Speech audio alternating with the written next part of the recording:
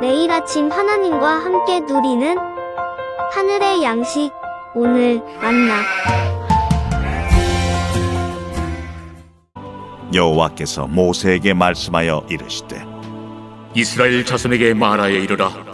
화목제물을 여호와께 드리려는 자는 그 화목제물 중에서 그의 예물을 여호와께 가져오되 여호와의 화제물은 그 사람이 자기 손으로 가져올지니 곧 그 제물의 기름과 가슴을 가져올 것이요 제사장은 그 가슴을 여호와 앞에 흔들어 요제를 삼고 그 기름은 제단 위에서 불사를 것이며 가슴은 아론과 그의 자손에게 돌릴 것이며 또 너희는 그 화목제물의 오른쪽 뒷다리를 제사장에게 주어 거제를 삼을지니 아론의 자손 중에서 화목제물의 피와 기름을 드리는 자는 그 오른쪽 뒷다리를 자기의 소득으로 삼을 것이니라.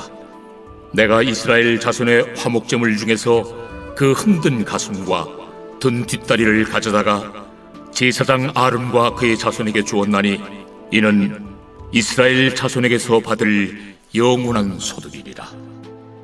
이는 여호와의 화제물 중에서 아론에게 돌릴 것과 그의 아들들에게 돌릴 것이니 그들을 세워 여호와의 제사장의 직분을 행하게 한 날 곧 그들에게 기름 부은 날에 여호와께서 명령하사 이스라엘 자손 중에서 그들에게 돌리게 하시는 것이라. 대대로 영원히 받을 소득이니라. 이는 번제와 소제와 속죄제와 속건제와 위임식과 화목제의 규례라. 여호와께서 시내 광야에서 이스라엘 자손에게 그 예물을 여호와께 드리라 명령하신 날에 시내산에서 이같이 모세에게 명령하셨더라. 오늘 우리가 함께 읽은 본문의 말씀에는 화목제물 중에서 제사장들에게 돌려져야 할 그 몫에 대하여 우리에게 말씀하고 있습니다. 먼저 31절 말씀을 보면 제물의 기름은 제단 위에서 불사를 것이며 제물의 가슴은 아론과 그의 자손에게 돌릴 것이라고 말씀합니다. 32절과 33절 말씀을 보면 또 너희는 그 화목제물의 오른쪽 뒷다리를 제사장에게 주어 거제를 삼을지니 아론의 자손 중에서 화목제물의 피와 기름을 드리는 자는 그 오른쪽 뒷다리를 자기의 소득으로 삼을 것이라고 말씀하고 있습니다. 다시 말해 화목제물 중에서 제물을 흔들어 요제로 드리는 가슴 부분과 제물을 들어서 거제로 드리는 오른쪽 뒷다리를 제사장의 몫으로 주라고 말씀하고 있는 것이죠. 하나님을 섬기기 위해 구별된 제사장들을 위해 하나님께서는 하나님 자신에게 바쳐진 그 예물 중 일부를 제사장들의 몫으로 돌리셨습니다.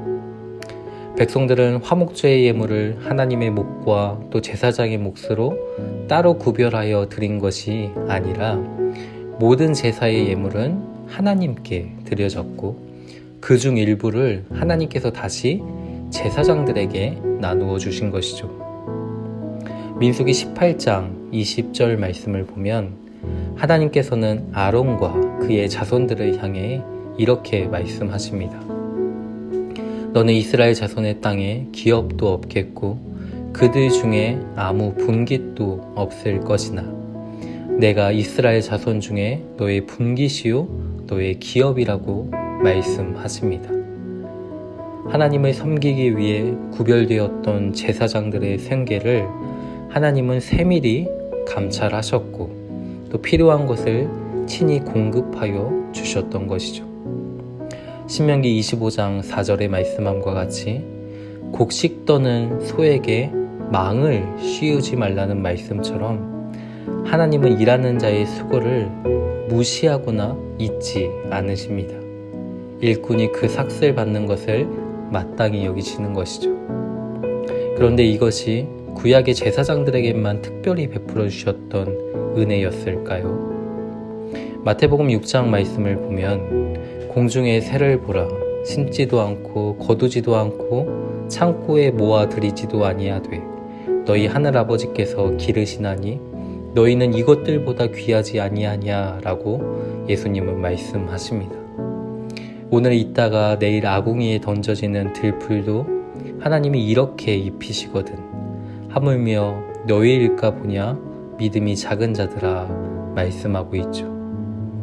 하나님의 나라와 그의 의를 구하며 살아가는 모든 자들을 하나님은 친히 먹이시고 입히시고 돌보신다는 사실을 기억하라고 말씀하십니다. 사랑하는 성도 여러분, 내일 일을 알 수 없기에 염려가 되는 것은 당연합니다. 그러나 하늘아버지께서는 이 모든 것이 너희에게 있어야 할 줄을 아시기에 이 모든 것을 너희에게 더하시리라 말씀하고 있습니다. 이 말씀이 불확실한 미래를 살아가는 우리에게 소망과 또 담대함을 주는 능력의 말씀으로 역사할 수 있기를 주님의 이름으로 소망합니다.